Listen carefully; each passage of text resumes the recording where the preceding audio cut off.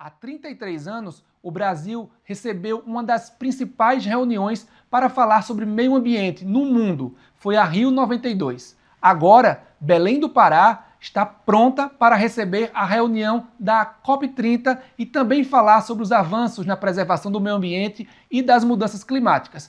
Para a gente entender um pouco melhor o que vai ser a COP30, nós vamos conversar com a ministra Marina Silva, do Meio Ambiente e Mudanças Climáticas do Brasil. Muito obrigado, ministra, por falar com a gente. Eu já queria começar perguntando qual a expectativa que a senhora tem para a COP30 no Brasil. Qual decisão estaria no seu top 1 de prioridades para o nosso país? Bem, a COP30 acontece, como eu disse, num contexto geopolítico muito desafiador e, nesse sentido, os países do sul global têm uma oportunidade muito grande de liderar pelo exemplo. Eu tenho uma expectativa de que a COP30 seja um novo marco referencial para os próximos 10 anos, como foi o Acordo de Paris, que encerra o seu ciclo agora, que a COP30 marque um novo processo de medidas, não mais como regras ou como arquitetura de negociação, mas, sobretudo, de implementação dos acordos que nós já fizemos, dos consensos que nós já alcançamos até aqui, desde a Rio 92 e após o Acordo de Paris. O mundo já decidiu que não podemos ultrapassar 1,5 de temperatura da Terra, já decidiu que temos que viabilizar 1,3 trilhão para ajudar os países em desenvolvimento a fazer as suas transições, e o mundo também já decidiu que nós temos que fazer uma transição justa e planejada para o fim do uso de combustível fóssil e de desmatamento. Por que justa e planejada? Porque a melhor forma da gente fazer uma mudança é a gente se planejando para essa mudança. Os países do sul global, após 4 COPs terem acontecido em países do sul global, sendo que 3 delas foram lideradas por países dos BRICS, pode deixar um grande legado. O legado de criar mecanismos, instrumentos para que a gente possa liderar em vez de ser liderados, implementar os nossos esforços, mas cobrando a ajuda e o apoio necessário. Agora, se nós não nos planejarmos, nós vamos ser mudados pela realidade que já está, infelizmente, nos afetando dos eventos climáticos extremos. O Brasil, por exemplo, tem um compromisso de zerar desmatamento até 2030. Isso só é possível hoje, e o presidente Lula ter assumido esse compromisso em 2022 na sua campanha, porque em 2003, quando ele teve o primeiro governo, nós fizemos um plano de combate e prevenção do desmatamento, que tem sido muito exitoso. Só nesses 2 primeiros anos de governo, nós já reduzimos desmatamento em 46% na Amazônia e 32% no país inteiro, e nós estamos muito comprometidos em zerar desmatamento até 2030, mas isso só é possível porque lá atrás, em 2023, há 20 anos atrás, nós começamos a fazer o mapa do caminho para alcançar esse objetivo. Então, é a gente assumir, talvez como grande legado da COP, é que a gente possa fazer um mandato para que, de forma justa e planejada, com países desenvolvidos liderando essa corrida, países em desenvolvimento vindo em seguida, a gente poder ter um mapa do caminho para o fim do uso de combustível fóssil, para o fim do uso do desmatamento, do mesmo jeito que nós estamos fazendo agora, com o mandato da COP29, um mapa do caminho para alcançar 1,3 trilhão de financiamento. Sendo que, no caso do 1,3 trilhão, isso precisa acontecer o mais rápido possível. Em relação aos compromissos que nós já assumimos até aqui, se a gente não mudar, se a gente não se planejar, nós vamos acabar sendo mudados pelas chuvas torrenciais, pela elevação do nível dos mares, pelas secas que afetam nossos sistemas agrícolas e pelos incêndios ou as ondas de calor que estão ceifando a vida de milhões e milhões de pessoas em todo o mundo a cada ano. É um contexto desafiador, mas eu acho que o sul global pode fazer da COP30 um marco referencial na agenda de implementação e que essa implementação possa ser feita de forma justa e planejada. A gente entende que a China tem trabalhado ativamente para enfrentar as mudanças climáticas.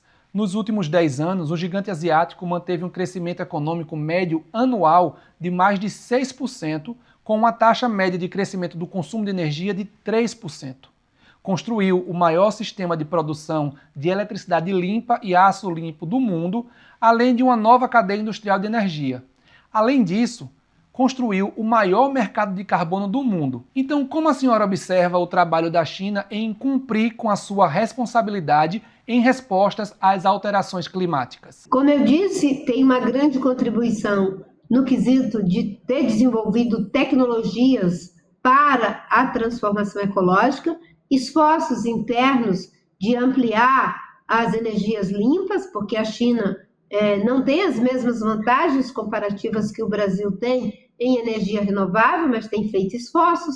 Os esforços de fazer restauração de área degradada com reflorestamento, todo o trabalho que vem sendo feito em termos de tecnologia em relação aos carros elétricos, tudo isso são contribuições que vêm sendo dadas. Eu sempre digo que nós, os países do Sul Global, somos beneficiários do princípio das responsabilidades comuns, porém diferenciadas, mas temos assumido nossas responsabilidades e precisamos ampliá-las cada vez mais no sentido de liderar pelo exemplo. Por isso que o BRICS, por isso que todo o debate que vem sendo feito é no sentido de que o Sul Global possa estar unido para cooperar entre si e mostrar que é possível juntar economia com ecologia, de que não tem como ter uma agenda que não considere o fator da mudança do clima, porque nós somos os mais prejudicados. As nossas populações são as mais vulnerabilizadas, seja na Índia, no Brasil, na China, na África do Sul. E nós somos países com vantagens comparativas muito grandes. Que essas vantagens possam ser vistas como um espaço de cooperação, como já está acontecendo em muitas das nossas agendas, e que a COP30 pode ser uma espécie de coroamento dessa forma de criar um novo caminho e novas maneiras de caminhar. Nós já ficamos 30 anos discutindo regras, discutindo mecanismos, arquiteturas de negociação. Agora é implementar os acordos que já foram assumidos, os consensos que já foram estabelecidos. Isso tem a ver com a agenda de negociação, que se reflete também na agenda de ação e na agenda de mobilização. Eu fiquei muito feliz quando nós fomos na China em 2023 e no âmbito do acordo de cooperação do Brasil com a China, a COSBAN, nós fizemos uma atualização do acordo para incluir meio ambiente e mudança do clima. Ministra, como a senhora entende o conceito de responsabilidades comuns, porém diferenciadas, dos países desenvolvidos e dos países do Sul em questões climáticas? Os países desenvolvidos, eles têm emissões históricas, enfim, que aconteceram desde o período da industrialização dos países que hoje compreende, sobretudo, né, o norte global. Eles conseguiram atender necessidades básicas de suas populações em questões como saúde, educação, moradia. Os países em desenvolvimento, além de não terem as mesmas emissões históricas, eles ainda não atenderam necessidades básicas de suas populações. Os países em desenvolvimento, muitos deles têm uma emissão muito grande, mas os países em desenvolvimento, né, uma grande quantidade deles, uma parte deles, tem uma per capita menor do que a dos países desenvolvidos. Então, é por isso que eles são beneficiários do princípio das responsabilidades comuns, porém diferenciadas.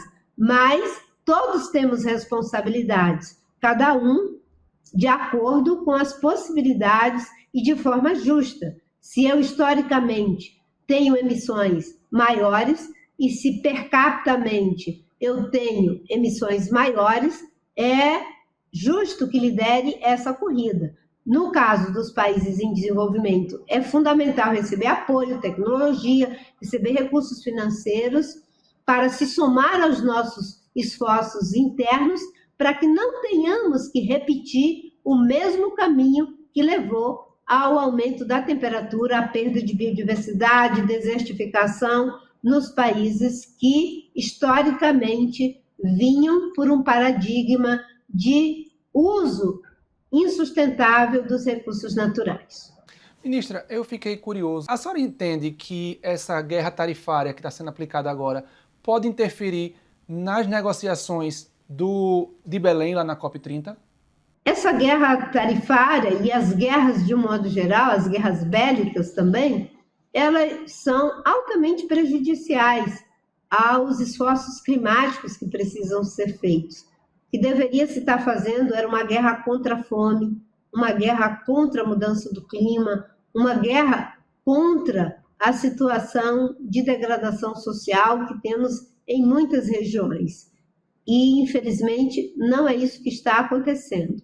Além de drenar recursos para a segurança, mina o ambiente de confiança, de solidariedade e de parceria. Então, a guerra tarifária ou a guerra bélica, ela não é boa, em hipótese alguma, para o enfrentamento da mudança do clima, para o enfrentamento das pandemias, como é o caso do que aconteceu com a Covid-19. Só foi possível dar uma resposta porque foi um trabalho em cooperação.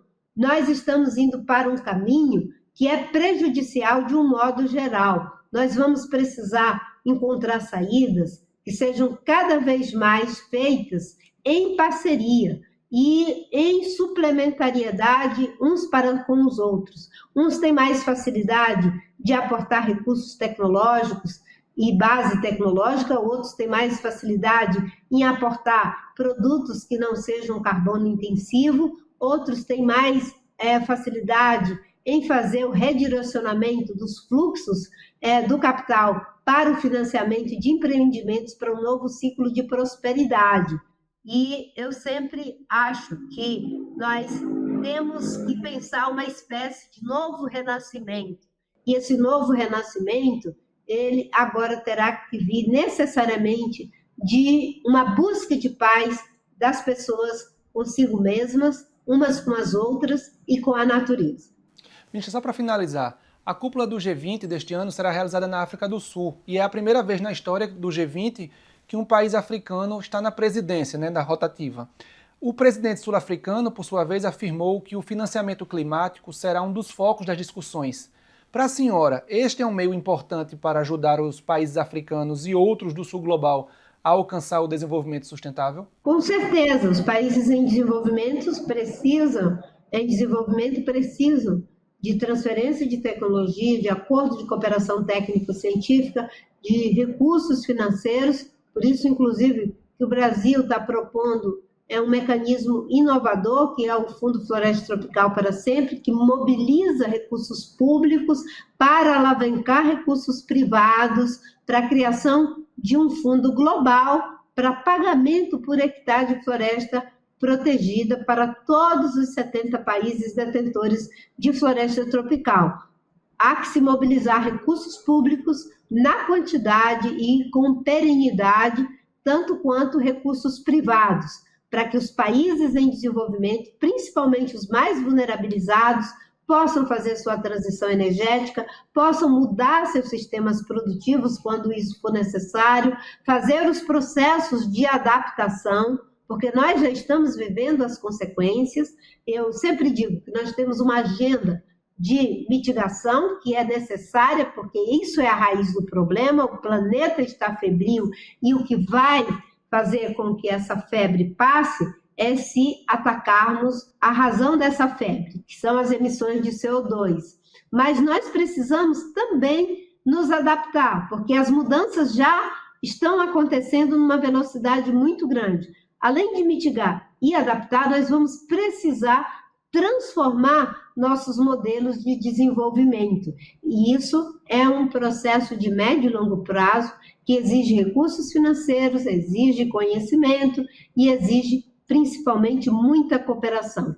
cooperação em termos das nossas bases produtivas, na abertura de mercados e de que as relações sejam via de mão dupla, que não sejam apenas relações unilaterais. Por isso que o BRICS, o G20, fortalece muito o multilateralismo, fortalece muito a questão da reforma das instituições multilaterais para que elas possam responder às exigências desse novo tempo.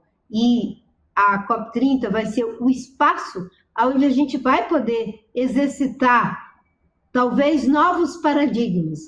Como nós vamos fazer para, depois de 33 anos da Rio 92, tendo a COP sendo realizada no país em que ela teve origem, a gente vai poder sair dali com nossas sociedades acreditando que é possível uma saída. Ministra, mais uma vez, obrigado pelo seu tempo. Foi muito importante a gente ouvir o que a senhora espera, principalmente da reunião do G20 e também da COP30. Foi um prazer conversar com a senhora. Obrigada.